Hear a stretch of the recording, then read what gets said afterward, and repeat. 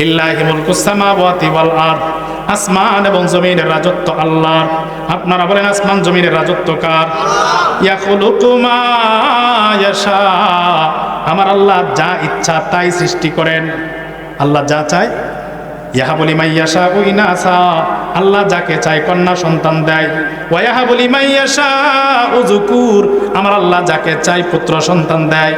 আও ইউযাউযুহুমা যুকরানা ওয়া ইনাসা, যাকে চায় পুত্র দেয় কন্যাও দেয়, দুইটাই দেয়। দেয় কি দেয় না?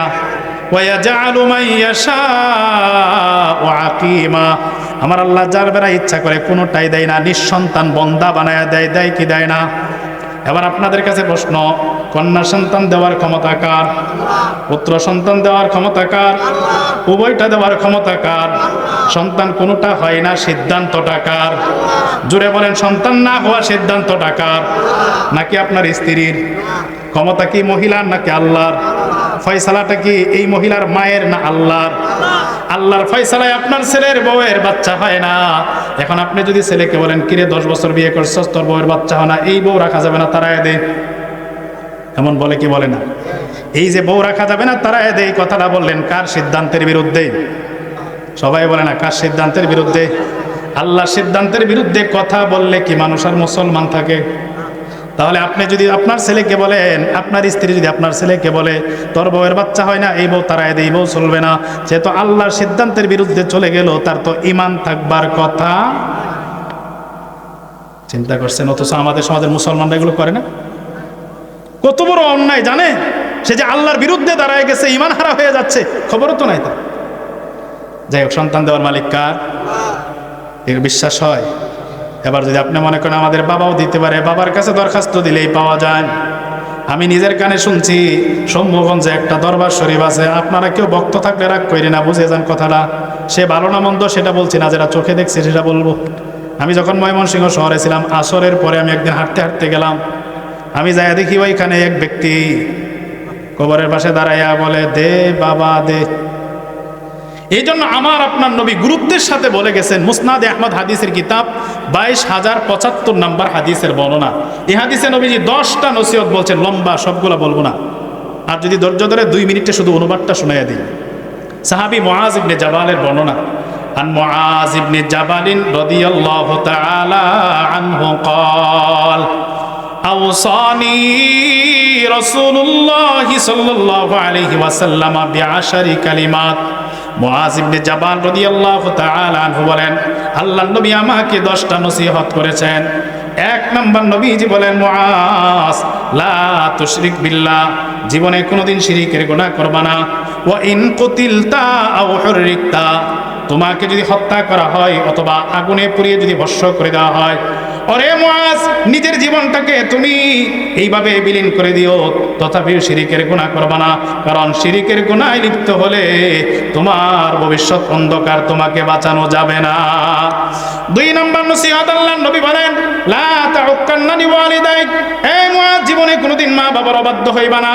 ওয়া ইন আমারাকা আন তাখরুজা মিন আহলিকা ওয়া মালিকা, তোমার মা বাবা যদি তোমাকে ঘর থেকে বের হয়ে যাইতে বলে, সম্পদ থেকে যদি আলাদা হয়ে যাইতে বলে, একজন মানুষের মা অথবা বাবা তাকে সব কিছু থেকে বঞ্চিত করলো, 1 ইঞ্চি পরিমাণ জমিন তাকে দেয় নাই, 1 টাকার সম্পত্তিও তাকে দেয় নাই, তার উপর সীমাহীন জুলুম নির্যাতন করে ঘর থেকে ধাক্কা দিয়ে যখন তাকে বের করে দেয়, শরীয়ত বলছে যখন তোমার মা অথবা বাবা সীমাহীন জুলুম করে সব কিছু থেকে বঞ্চিত করে গাড় ধাক্কা দিয়ে ঘর থেকে বের করে দিবে, এমন মুহূর্তে ওই মা বাবার বিরুদ্ধে আদালতে মামলা করা তো দূরের কথা, ওই গ্রামের মাতাব্বরদের কাছে বিচার দেওয়া তো দূরের কথা, যেই মুহূর্তে ধাক্কা দিয়ে বের করে দিল, ওই কঠিন মুহূর্তেও মা বাবার দিকে চোখ বড় করে তাকাবার অধিকার ইসলাম তোমাকে দেয় না। অথচ আমাদের সমাজে কি এমন সন্তান নাই বাবার বিরুদ্ধে মামলা দেয়, মায়ের বিরুদ্ধে নালিশ করে? আছে না নাই? মা বাবার বিরুদ্ধে নালিশ করা কত বড় অন্যায়। নবীজি বলছে, সব দিকে বঞ্চিত কইরা তোমাকে ধাক্কা দিয়ে বের করে দিলেও তুমি বিচার করতে দূরে কথা, বড় করে তাকাইতে পারবা না। এমন কি কোন সন্তান বড় হাজী সাহেব হয়ে গেল, আলেম হয়ে গেল, তার বাবা কাফের, হিন্দুর ছেলে মুসলমান হয় না? গারোবাটার ছেলে মুসলমান হয়ে যায় না? ছেলে মুসলমান কিন্তু বাপ মা বেঈমান, ইসলাম বলছে, কোরআন বলছে, ওই কাফের মা বাবাও যদি তোমাকে দুনিয়ার কোনো বিষয়ে অর্ডার দেয়, কাফের মা বাবার কথা শোনাও তোমার জন্য ফরজ। আল্লাহ বলছে সাহিবুহুমা ফিদ দুনিয়া মারুফা, দুনিয়াবি বিষয়ে মা বাবার, কাফের মা বাবার সাথে ভালো সঙ্গ দাও, তাদের কথা মানো। অথচ আমাদের সমাজে অনেক সন্তান আছে মা বাবার নাফরমানি করে, করে কি করে না? বেশি কষ্ট না হইলে 2-4 মিনিটে 2টা হাদিস বলবো এই ব্যাপারে। খারাপ লাগতেছে আপনাদের? তাহলে একটু হাদিস বলে শোনেন। মা বাবার সাথে যারা দুর্ব্যবহার করে তাদের ব্যাপারে 1 নম্বর হাদিস, মুসলিম শরীফের 1978 নম্বর বর্ণনা, সাহাবী আলী ইবনে আবি তালিব রাদিয়াল্লাহু তাআলা আনহু থেকে বর্ণিত, যারা বাপ মার প্রতি বিরক্তি প্রকাশ করে, বাপ মার বিরুদ্ধে লানত না, বাপ মা একটু নোংরা, গরিব মানুষ, মূর্খ মানুষ, বাপ ছেলে বড় শিক্ষিত, বাপের পরিচয় দিতে শরম পায়, আছে না নাই? অথবা কিছু বকাটে ছেলে আছে, বাপ মার কাছে মোবাইল চাইছিল, মোটরসাইকেল দেয় না, বলে কি তোমার মতো বাপের ঘরে জন্ম নিয়ে কপালটাই খাইছি, এমন বাপ না হইলেও ভালো আছে, এমন কথাও বলে। এমন সমাজে ছেলেপেলে আছে না নাই? এদের জন্য নবীজি কি বলেন?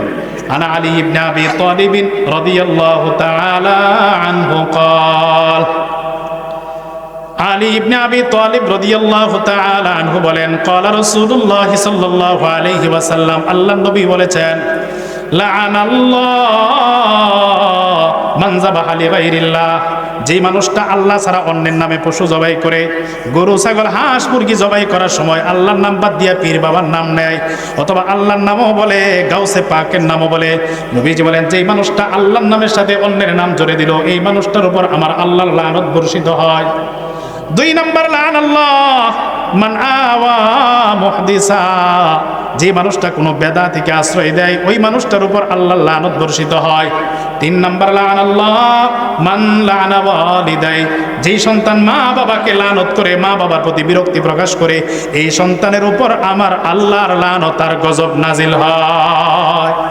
4 নম্বর, আল্লাহ নবী বলেন, ওয়া লাআনাল্লাহ মান গায়্যারা মানারাল আরদি, যেই মানুষটা জমিনের সীমানার খুঁটি নাড়াচাড়া করে। এমন মুসল্লি আমাদের দেশে আছে, ফজরের নামাজটা ওয়াক্তে অন্ধকারে মসজিদে আদায় কইরা মানুষজন বের হওয়ার আগে বড় ক্ষেতের নতুন আইলে চলে যায়, সীমানার খুঁটিটা উঠাইয়া 2 হাত ধরে গাইরা নতুন করে আইল বাইদা দেয়। আছে এমন ভালো মানুষ? আল্লাহ নবী বলেন, সীমানার খুঁটি যারা নাড়াচাড়া করে, এদের উপর আমার আল্লাহর লানত আর গজব নাজিল হয়। 4 শ্রেণীর উপর আল্লাহ লানত। তার মধ্যে 3 নম্বর বলছেন, যে সন্তান বাবা মাকে অভিশাপ দেয়, বাবা মার প্রতি বিরক্তি প্রকাশ করে, ওই সন্তানের উপর আল্লাহ লানত। আচ্ছা, আপনারা বলতে হুজুর আমাদের এলাকার ছেলে পেলে ভদ্র, এরা বাপ মাকে লানত করে না, বাপ মাকে অভিশাপ দেয় না, বাপ মার মুখে মুখে কথা বলে না, আমাদের ছেলেরা ভদ্র। আপনাদের ভদ্র ছেলেরাও যে একটা অপকর্ম করে, এই মর্মে হাদিসটা শুনেন, মুসলিম শরীফের 1902 নম্বর হাদিস। এটা বড় আশ্চর্য হয়ে যাবেন। قال رسول الله صلى الله عليه وسلم من الكبائر أن يشتم الرجل والديه, আল্লাহর নবী বলেন, কবিরা গুনার মধ্যে একটা বড় কবিরা গুনাহ হলো, বড় বড় গুনার মধ্যে অন্যতম একটা বড় গুনাহ হলো কোন সন্তান মা বাবাকে গালি দেওয়া। সন্তান, ছেলে মেয়ে বাবা মাকে গালি দেওয়া, গালি দেওয়া বুঝেন? ছেলে মেয়ে বাবাকে গালি দেওয়া এটা বড় একটা গুনাহ। এতটুকু বলতে সাহাবায়ে কেরাম অবাক হয়ে জিজ্ঞাসা করে, ওহাল ইয়াশতিমুর রাজুলু ওয়ালিদাই, নবী সন্তানও কি বাবা মাকে গালি দেয়? সন্তানরা, ছেলে মেয়েরা যে বাবা মাকে গালি দিতে পারে, সাহাবায়ে কেরাম এটা স্বপ্নেও ভাবতেন না, কল্পনায়ও ছিল না, এটা অকল্পনীয় ছিল। অথচ আমাদের সমাজে ছেলে মেয়েরা বাপ মারে গালি দেয় কি দেয় না? মুখের উপর কথা বলে কি বলে না? অথচ সাহাবায়ে কেরামের যুগে এটা অকল্পনীয় ছিল। একটু এই হাদিসটা ভাবেন, সাহাবায়ে কেরাম কোন যুগের মানুষ? আবু জেহেলরা যেই যুগের, ঠিক কিনা বলেন? আর আবু জেহেলদের যুগটাকে আমরা আইয়ামে জাহিলিয়াত, মূর্খতার যুগ, বর্বরতার যুগ, অন্ধকার যুগ বলি কি বলি না? সেই অন্ধকার যুগে গড়ে ওঠা সাহাবায়ে কেরামের দৃষ্টিতে বাবা মাকে গালি দেওয়া এটা অকল্পনীয়। তার মানে তারা ইসলামের আগেও কোনোদিন হয়তো শুনে নাই কোনো সন্তান বাবা মাকে গালি দিতে পারে। জাহিলি যুগে যদি শুনতো তাহলে তো অবাক হওয়ার কথা না, তাহলে বুঝতে হয় এটা তো আছেই। কিন্তু এই কথাই বোঝা যায় মুসলমান হওয়ার আগেও এরা কোনোদিন জাহিলি যুগেও শুনে নাই সন্তান বাবা মাকে গালি দিতে পারে। এই যুগের মানুষ সন্তানরা গালি দেওয়া অকল্পনীয় ছিল, আর আমাদের দেশে সন্তানরা অহরহ গালি দেয়। তাহলে আমাদের বর্তমান মুসলমান সমাজটাকে জাহিলিয়াতের চাইতে ভালো বলি কিভাবে? দাবি তো করি মুসলমান, জান্নাতের টিকিট মনে করি পকেটে, অথচ আমাদের সামাজিক অবস্থা কোন পর্যায়ে গেছে খবর আছে? দাবিতে শুধু মুসলমান, বাস্তবে কিচ্ছু নেই আমাদের। যাই হোক, সাহাবায়ে কেরাম যখন জিজ্ঞাসা করেন, নবীজি বলে, হ্যাঁ ছেলে মেয়েরাও বাবাকে গালি দেয়, ওই গালি দেওয়াটা কবিরা গুনাহ। কিভাবে দিই জানো? ইয়াসুব্বু আবার রাজুলি ফায়াসুব্বু আবা, ইয়াসুব্বু উম্মাহু ফায়াসুব্বু উম্মা। একজন ছেলে আরেকজনের বাবাকে গালি দেয়, ওই ব্যক্তি তার বাবাকে গালি দেয়। যেমন আমাদের সমাজে আছে, যুবকরা বলে এই অমুকের ফোলা, ওই ছেলেটাও বলে এই অমুকের ফোলা, বলে কিনা? আর অমুকের ফোলা, অমুক শব্দটা আমি বলছি, এই জায়গায় তার অমুক বলে না, একটা নোংরা ভাষা বলে, বলে কি বলে না? ওটা তো আমি বলতে পারতেছি না, আপনারা বুঝছেন তো? তা আমি যে অমুককে বললাম এই অমুকের ফোলা, সেও যে আমাকে বলো অমুকের ফোলা, অমুক বইলা যে আমার বাবা যে গালিটা শুনলো কার কারণে? নবীজি বলেন এইভাবে অন্যের বাবারে গালি দিয়াও নিজের বাবারে গালি শোনানো, এই গুরাইয়া গালি দেওয়াটাও কবিরা গুনাহ। তো গুরাইয়া গালি দেওয়াটাও যদি কবিরা গুনাহ হয়, ডাইরেক্ট গালি দেওয়াটা কত বড়? চিন্তা করছেন? অথচ আমাদের সমাজের অবস্থা, ডাইরেক্ট গালি দিতেই দ্বিধা করে না। আল্লাহ, যেই ছেলে মেয়েরা বাবা মার কথা শুনে না, তাদের জন্য আরেকটা হাদিস বইলা যায়। এখানে কথা লম্বা হয়ে যাইতেছে মনে হয়, কষ্ট হয়ে যেতেছে আপনাদের, ঠান্ডা না? বেয়াদবি মাফ করবেন, যেহেতু আয়েশা গেছে প্রসঙ্গটা বইলা যায়। আত-তারগীব ওয়াত-তারহীব হাদিসের কিতাব 2855 নম্বর বর্ণনা। ক্বালা রাসূলুল্লাহ সাল্লাল্লাহু আলাইহি ওয়াসাল্লাম আরবাউন হাক্কুন আলাল্লাহি আল্লা ইউদখিলাহুমুল জান্নাহ। নবীজি বলেন 4 শ্রেণীর মানুষ আছে যাদেরকে জান্নাতে না দেওয়া আমার আল্লাহর হক হয়ে যায়। 4 শ্রেণীর মানুষ আছে যাদেরকে আল্লাহর হক জান্নাতে না দেওয়া আমার আল্লাহ এদেরকে জান্নাতে দিবে না। 1 নাম্বার মুদমিনুল খামার, যারা ইয়াবা খায়, বাবা খায়, হিরোইন খায়, গাঁজা খায়, ফেনসিডিল খায়, পাহাড়ের ওই পার থেকে আমদানি করে এই পার থেকে রপ্তানি করে নেশার সাথে যেই মানুষটা জড়িত, ওই মানুষটাকে জান্নাতে না দেওয়া আমার আল্লাহর হক হয়ে যায়। নেশা করা আছে না নাই? ইয়াবা বাবা পাচার করে, সেবন করে, রাতের অন্ধকারে নিয়ে ঘুরে ঘুরে বিক্রি করে, আছে না নাই? যারা নেশার সাথে জড়িত, নেশা পান করে, তাদের ব্যাপারে তো আরেকখানা হাদিস বলতেই হয়। বলবো? আবু দাউদ শরীফের হাদিস, মন দিয়ে শুনেন, 5668 নম্বর বর্ণনা। قال رسول الله صلى الله عليه وسلم من شرب الخمر فلم ينتشي। আল্লাহর নবী বলেন, যে মানুষটা নেশা পান করলো কিন্তু নেশা কইরা সে টাল হয় নাই, নেশা ধরে নাই। যারা বেশি খোর, 2-1 ট্যাবলেট নাকি ধরে না। তো নবীজি বলছেন এই 2-1টা খাইছে কিন্তু ধরে নাই, মাতাল হয় নাই, টাল হয় নাই, এই পরিমাণ, মানে সামান্য পরিমাণও যদি কেউ খায়, লাম তুকবাল্লাহু সালাতুন মা দামা ফি জাওফিহি আও ফি উরুকিহি মিনহা শাই। যতক্ষণ পর্যন্ত এই নেশার কোনো অংশ তার পেটের ভিতরে রগ রেশার মধ্যে থাকবে, ততক্ষণ পর্যন্ত তার নামাজ ও কোনো আমল কবুল হবে না। ওয়া ইন মাতা কাফিরা, এই নেশাইয়া বাবা পেটে থাকা অবস্থায় যদি লোকটা মরে যায়, নিশ্চিত তার মরণ বেঈমানের মরণ হয়ে যায়। এরপর আল্লাহর নবী বলেন, ওয়া ইন তাশা, কোন মানুষ যদি ইয়াবা বাবা গাজা বাংলা মদ পান কইরা যদি মাতাল হয়ে যায়, টান হয়ে যায়, মাতাল হয়ে যায়, টাল হয়ে যায় কোন মানুষ, আল্লাহর নবী বলেন লাম তুকবাল্লাহু সালাতু 40 লাইলা, এই মানুষটার আগামী 40 দিন পর্যন্ত কোনো নামাজ, কোনো আমল আল্লাহর দরবারে কবুল হবে না। ওয়া ইন মাতা কাফিরা, যেই দিন আবার ট্যাবলেট খায়া মাতাল হইল, ওই দিন থেকে শুরু করে আগামী 40 দিনের ভিতরে মরলে এই মানুষটার মরণও আবু জেহেলের মতো বেঈমানের মরণ হয়ে যায়। অথচ আমাদের সমাজের মুসলমানের সন্তানরা এগুলো খায় না। ও তো জানে না যে এই ইয়াবা বাবা খায়া, গাঁজা খায়া, বাংলা মদ খায়া টাল হইয়া মরলে তার ঠিকানা জাহান্নাম। চিন্তা করছেন? এরপরে যে হাদিসটা বলে 4 শ্রেণী মানুষকে আল্লাহ জান্নাত দিবে না। 1 নাম্বার মদখোর, 2 নাম্বার ওয়া আকিলুর রিবা, সুদখোর, এটা আগেই বলছি। 3 নাম্বার আকিলু মালিল ইয়াতীম, ইয়াতীমের মাল খোর, এটাও বলছি। 4 নাম্বার ওয়ালা আকুলি ওয়ালিদাই, যেই সন্তান মা বাবার অবাধ্য হয়ে যায়, অবাধ্য সন্তানকে জান্নাতে না দেওয়া আমার আল্লাহর হক হয়ে যায়। এটা থেকে আসছিলাম, অবাধ্য সন্তানকে আল্লাহ জান্নাতে। এবার ফিরে যায় মুসনাদে আহমদের 22075 নম্বর হাদিস, 10টা নসিহত নবীজি মুআজ ইবনে জাবালকে বলছেন, তোর মধ্যে 2টা বলছে। 1 নাম্বার শিরিক করবা না, 2 নাম্বার মা বাবার অবাধ্য হইবা না। 3 নাম্বার নবীজি বলেন ওয়ালা তাতরুকান্না সালাতান মাকতুবাতান মুতাআম্মিদা, এ মুআজ জীবনে কোনোদিন ইচ্ছাকৃত 1 ওয়াক্ত ফরজ নামাজ কোনোদিন ছাড়বা না। কয় ওয়াক্ত ফরজ নামাজ?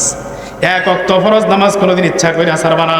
ফাইন্না মান তারাকা সালাতান মাকতুবাতান মুতাআম্মিদা, কারণ যেই মানুষটা ইচ্ছা করে 1 ওয়াক্ত নামাজ ছেড়ে দেয়, ফাকাদ বারিআত মিনহু জিম্মাতুল্লাহ, ওই ব্যক্তি থেকে আমার আল্লাহর জিম্মাদারি উঠে যায়। 4 নম্বর নবীজি বলেন ওয়ালা তাশরাবান্না খামারা, মুআজ কোনদিন নেশার মধ্যে মুখ লাগাইবা না। ফাইন্নাহু রাসু কুল্লি ফাহিশা, কারণ নেশা, ইয়াবা, বাবা, গাঁজা, বাংলা মদ, এগুলো হলো সব পাপ কাজের মূল।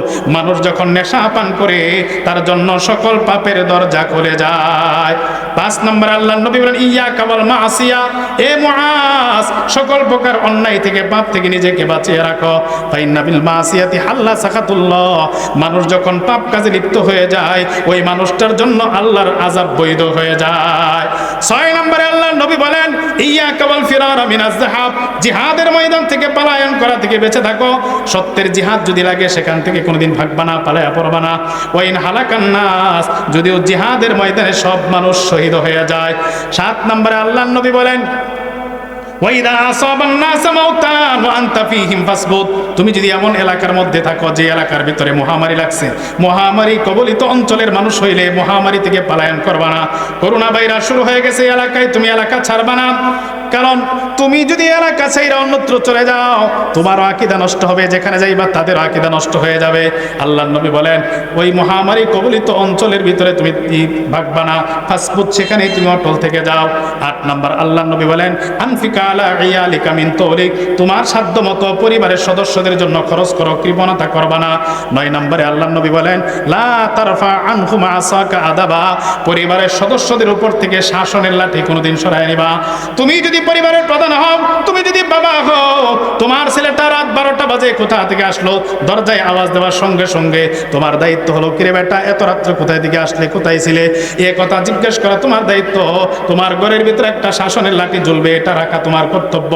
10 নম্বরে আল্লাহর নবী বলেন ওয়া আখিফুহুম ফিল্লাহ, তোমার পরিবারের সদস্যদেরকে আল্লাহর ভয় দেখাও। আল্লাহর ভয় তাকওয়া মারিফাত অর্জন হয় এমন আমল তোমার ঘরের ভিতরে চালু করো।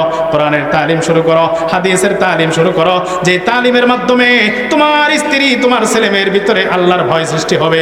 আল্লাহর নবী এই 10টা নসিহত হযরত মুআজকে করে গেলেন।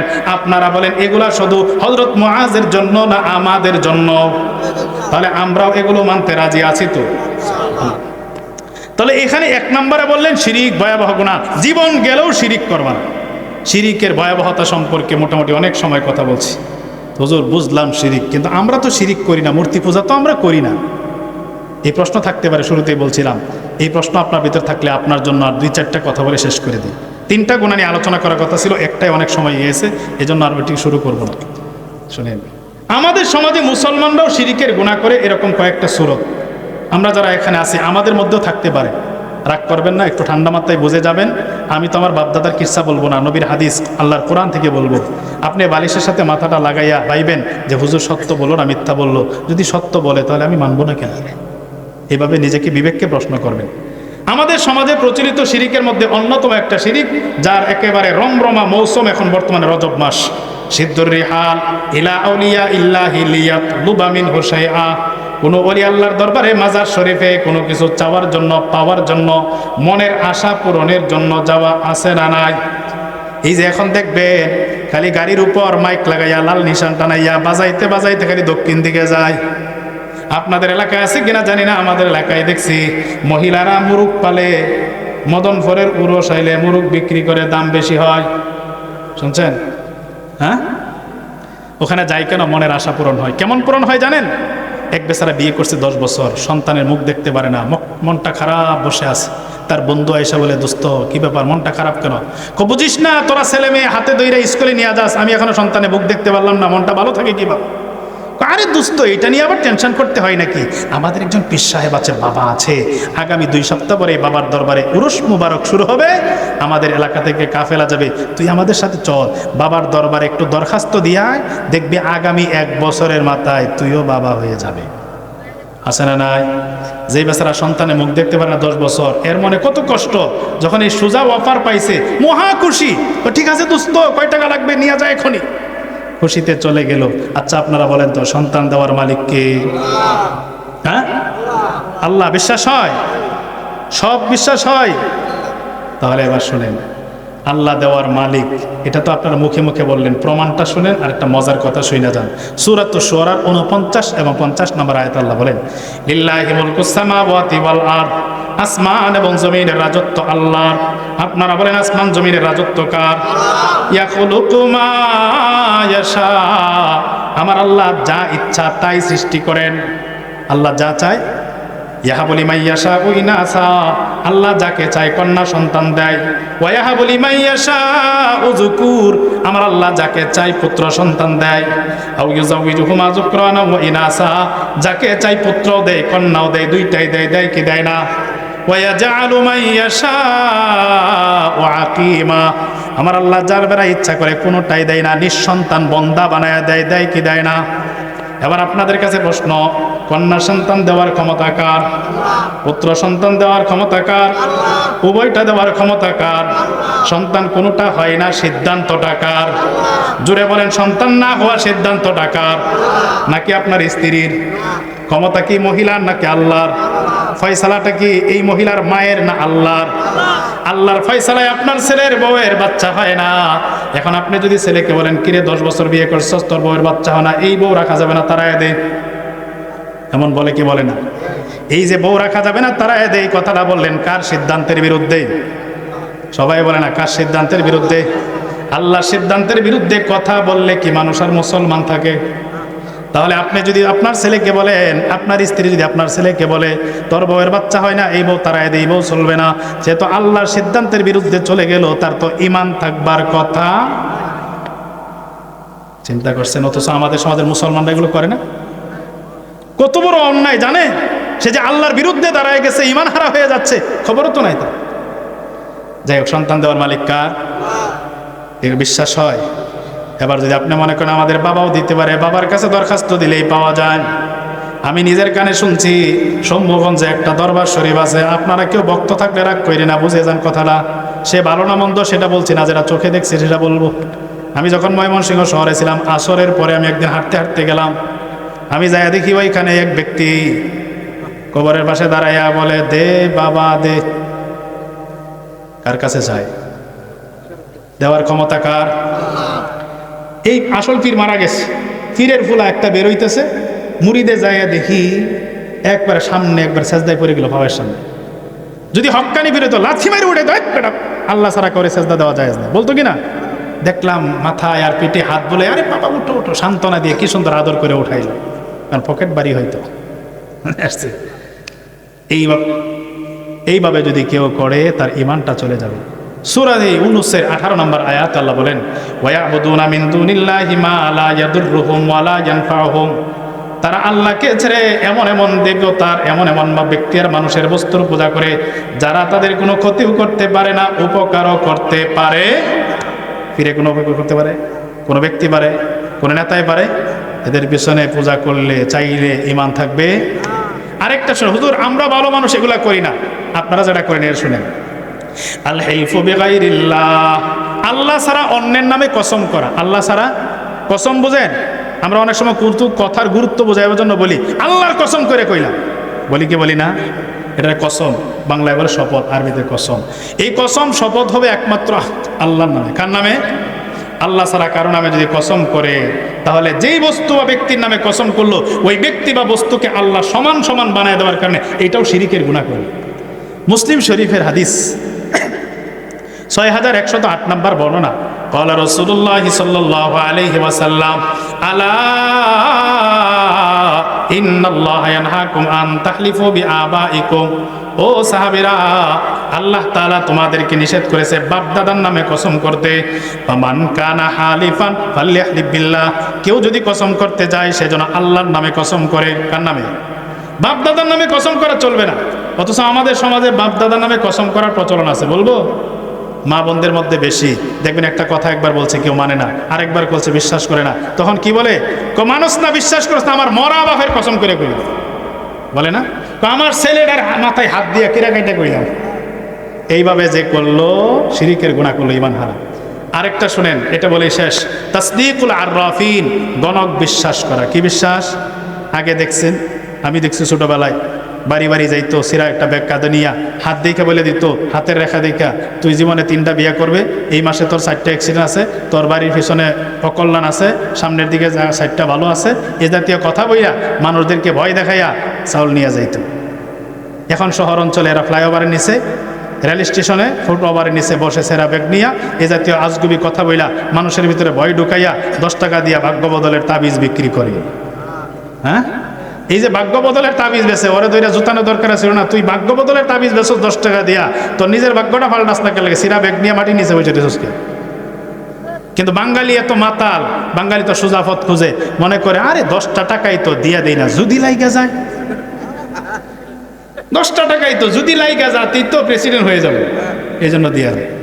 এই যে গণকের কাছে গেল, মুসলিম শরীফের 2230 নম্বর হাদিস, قال رسول الله صلى الله عليه وسلم من أتى عرافا فسأله عن شيء, যে মানুষটা গণকের কাছে গেল, গণকের কাছে ভালো মন্দ কিছু জিজ্ঞেস করলো, আল্লাহর নবী বলেন লাম তুকবাল্লাহু সালাতু 40 লাইলা, এই মানুষের আগামী 40 দিনের আমল আল্লাহর কাছে কবুল হবে না। গণকের কাছে খালি হাত দেখাইছে, তাতেই কবুল হবে না। তিরমিজি এবং ইবনে মাজাতে আরেকটা চমৎকার হাদিস আছে, আরো আশ্চর্য।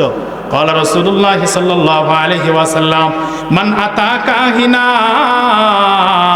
فصدقه ما يقول, আল্লাহর নবী বলেন যে গণকের কাছে গেল, গণকের কথা বিশ্বাস করলো, যে গণকের কাছে গেল আর গণকের কথা কি করলো, বিশ্বাস করলো, আল্লাহর নবী বলেন ফাকাদ কাফারা বিমা উনজিলা আলা মুহাম্মদ, এই ব্যক্তি মুহাম্মদ সাল্লাল্লাহু আলাইহি ওয়াসাল্লামের উপর নাজিল হওয়া কোরআন অস্বীকার করলো। কোরআন অস্বীকার করলে মুসলমান থাকে? অতএব গণকের হাত দেখাইয়া গণকের কথা বিশ্বাস করলেই ঈমান হারা, বেঈমান হয়ে যায়। এগুলো করা যাবে না, যাওয়া যাবে। আরেকটা যে আছে আমাদের মধ্যে গ্রামগঞ্জে বেশি, অশুভ ছোঁয়াচে বিশ্বাস করা, অশুভ বিশ্বাস করা, অশুভ অকল্যাণ। কয় দরজার ভিতরে ঢাকায় যাবে, ব্যাগ নিয়ে বের হয়েছে, দরজার চৌকাটে পাটা লাইগা গেছে, যাত্রা অশুভ, যাওয়া যাইব না। দাদি ডাক দিয়া কয় নাতিরে যাওয়া যাইব না, আছে না নাই? এটার সাথে আরেকটা যে আছে, ওইটা শিরিক না, কিন্তু বলি শুনে, মানুষ মারা গেলে 40 দিন তাদের আত্মা বাড়ির আশপাশে ঘোরাফেরা করে, ব্যবহৃত পানি, খাওয়ার পানি এগুলা ফেলা যাবে না, আছে না? এগুলা বিশ্বাস অনেকের, কুসংস্কার, এগুলা মিথ্যা কথা। রূহ চলে যায় ইল্লিন অথবা সিজ্জিনে, আসে কবরে, আপনার ঘরে আসে, এমন কোনো ভিত্তি নাই। এই যে অশুভ মনে করা, কয় পাখি ডাকতেছে রে, কার জানি মরণ আইছে রে, মা বোনরা বলে না, দাদিরা চাচিরা বলে কার জানি মরণ আইছে। আরো কিছু পাখি আছে ডাকতে বলে ও তোরা বাড়ি আত্মীয় আই বলে, বলে কি বলে না? আচ্ছা, এই পাখির কাছে কি জিবরাইল আইছিল? নবী কয় লাউ কুনতু আলামুল গায়ব আস্তাকসারতু মিনাল খায়র, গায়েব জানলে আমি অনেক কিছু করতে পারতাম। নবী জানে না, ওই পাখি নাকি জানে কার মরণ আইব আর কারে। অথচ মরণের সময় আসার আগ পর্যন্ত আজরাইলও জানে না কেডা মরবো, পাখিরে মাতাব্বরি দিয়া দিস। এই জাতীয় বিশ্বাস করলে ঈমান চলে যাবে। বুঝে আসছে? আবু দাউদ শরীফের হাদিস, লা আদবা ওয়ালাতিয়ারা, ছোঁয়াচে বলতে কিছু নাই, অশুভ বলতে কোনো কিছু। তো শিরিক 2 প্রকার বলছিলাম, বড় শিরিক, ছোট শিরিক। বড় শিরিক সম্পর্কে কিছু বললাম, ছোট শিরিকের ব্যাপারে একটা হাদিস বলে শেষ।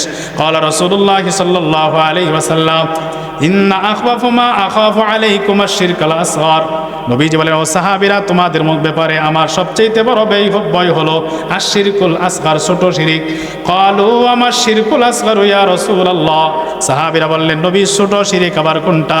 সাহাবীরা জবাব দিলেন, আল্লাহর নবী জবাব দিলেন আর রিয়া, লৌকিকতা, মানুষকে দেখানো, দেখানোর জন্য নামাজ পড়া, দেখানোর জন্য দান সদকা করা, আছে না নাই? নির্বাচন আসতেছে, টুপির অর্ডার দিয়ে দিছে, না দেখাইলে ভোট দিত না, শিরিক। এটা কি ছোট শিরিক? ঈমান যাবে না, তবে শিরিকের মতোই এটা। মান সাল্লা ইউরাই ফাকাদ আশরাকা ওয়া মান সামা ইউরাই ফাকাদ আশরাকা ওয়া মান তাসাদ্দাকা ইউরাই ফাকাদ আশরাকা, যে মানুষকে দেখানোর জন্য নামাজ পড়লো শিরিক করলো, যে মানুষকে দেখানোর জন্য দান করলো শিরিক করলো, মানুষকে দেখানোর জন্য রোজা রাখলো, আল্লাহর নবী বলে সেও শিরিক করলো। এই জন্য 2 ধরনের শিরিকের কথা সংক্ষেপে বললাম। আল্লাহ তাআলা উভয় প্রকার শিরিক থেকে আমাদেরকে বাঁচার তৌফিক দান করেন, আমিন। ওয়া আখিরু দাওয়ানা আলহামদুলিল্লাহ।